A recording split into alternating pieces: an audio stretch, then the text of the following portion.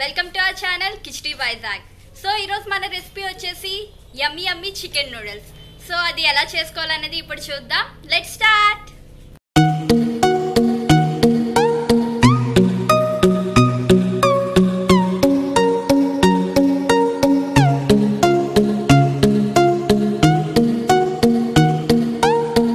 ఈరోజు మన రెసిపీ వచ్చి చికెన్ నూడిల్స్. వీటికి కావాల్సిన ఇంగ్రీడియంట్స్ నూడిల్స్, ఆనియన్, పచ్చికారం, capsicum, carrot, cabbage, salt, eggs, chilli and soya sauce, tomato sauce, vinegar, oil and chicken.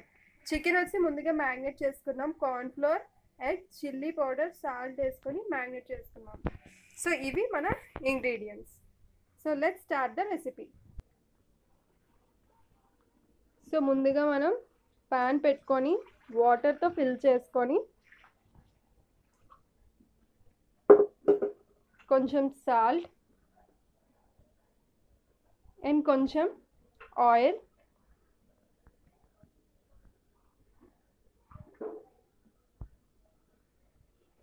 వేసుకొని నూడిల్స్ బాయిల్ చేసుకుందాం. నూడిల్స్ ఏంటంటే కొంచెం వాటర్ బాయిల్ అయ్యాక బబుల్స్లో వస్తాయి కదా, అప్పుడు నూడిల్స్ యాడ్ చేసుకోవాలి. ముందుగా యాడ్ చేసుకుంటే అవి ఏంటంటే ఎక్కువ మెత్తపడిపోయి బ్రేక్ అయిపోతాయి. సో ఆయిల్ ఎందుకు యాడ్ చేస్తున్నామంటే అది చూడండి కొంతమందికి అంటికిపోయి ముద్దగా అయిపోద్ది. అలా కాకుండా కొంచెం ఫ్రీగా ఉండడం కోసం మనం ఆయిల్ యాడ్ చేసుకుంటాం. సో వాటర్ బాయిల్ అయ్యాక అప్పుడు నూడిల్స్ యాడ్ చేద్దాం. సో వాటర్ బాయిల్ అయ్యేలోగా మనం చికెన్ ఫ్రై చేసుకుందాం. కదా ఆయిల్ వేడైంది. సో మనం చికెన్ యాడ్ చేసుకొని డీప్ ఫ్రై చేసుకుందాం. అంతలోగా వాటర్ బాయిల్ అవుతుంది. సో ఇంతలోగా చూస్తున్నారు కదా వాటర్ బాయిల్ అయిపోయింది. మనం నూడిల్స్ యాడ్ చేసుకుందాం.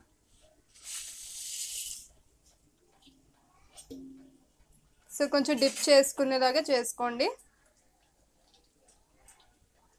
జస్ట్ 2 minutes మీరు పట్టుకొని చూడండి. మరీ బాగా కుక్ అయిపోక్కర్లేదు.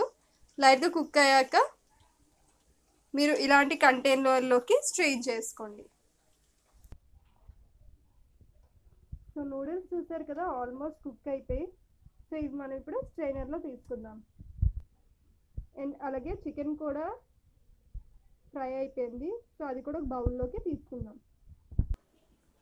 సో ఇలా స్ట్రెయిన్ చేసుకున్న నూడిల్స్ కూల్ వాటర్లో ఒకసారి కడగాలి. అప్పుడు అతుక్కోకుండా నీట్గా విడివిడిగా వస్తుంది. సో కళాయి పెట్టుకొని ఆయిల్ యాడ్ చేసుకున్నాం. ఆయిల్ మరిగాక చిల్లీస్ యాడ్ చేసుకుందాం. సో చిల్లీస్ కాస్త వేగాక క్యాబేజ్ యాడ్ చేసుకుందాం.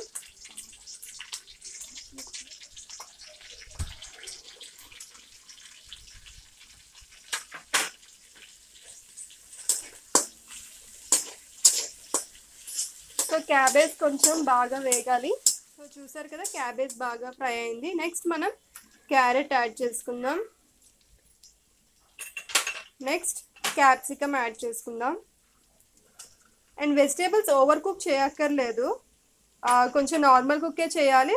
నెక్స్ట్ ఫ్రై వచ్చేసి హై ఫ్లేమ్లో పెట్టుకొని ఫ్రై చేసుకోవాలి.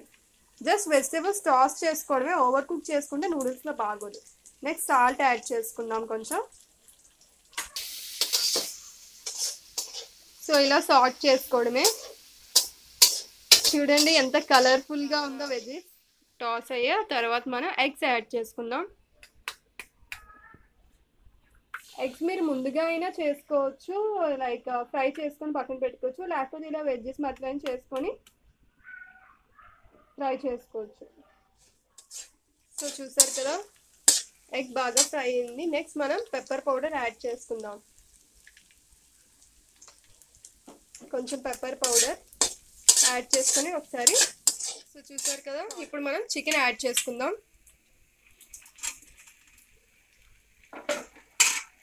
చికెన్ చాలా యమ్మీగా ఉంది, పాప్కార్న్ చికెన్ లాగా. ఇప్పుడు కాసేపు ఇలా టాస్ చేసుకొని వెంటనే మనం నూడిల్స్ యాడ్ చేసుకోవచ్చు. ప్రాసెస్ కాస్త ఫాస్ట్గా లేకపోతే ఏమవుతుంది అంటే వెజిటేబుల్స్ బాగా కుక్ అయిపోతాయి. సో నెక్స్ట్ మనం నూడిల్స్ యాడ్ చేసుకుందాం. చాలా కలర్ఫుల్గా ఉంది కదా రెసిపీ వెజ్జీస్ వల్ల.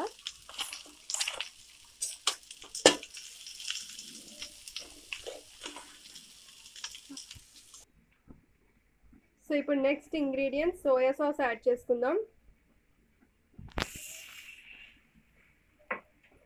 నెక్స్ట్ కొంచెం టమాటో కెచప్ యాడ్ చేసుకుందాం. నెక్స్ట్ కొంచెం వెనిగర్ యాడ్ చేసుకుందాం. నెక్స్ట్ చిల్లీ పౌడర్ యాడ్ చేసుకుందాం.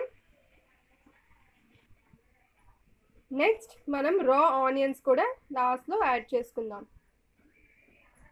ఇవన్నీ యాడ్ చేసుకున్నాక మనం ఒకసారి మిక్స్ చేసుకుందాం.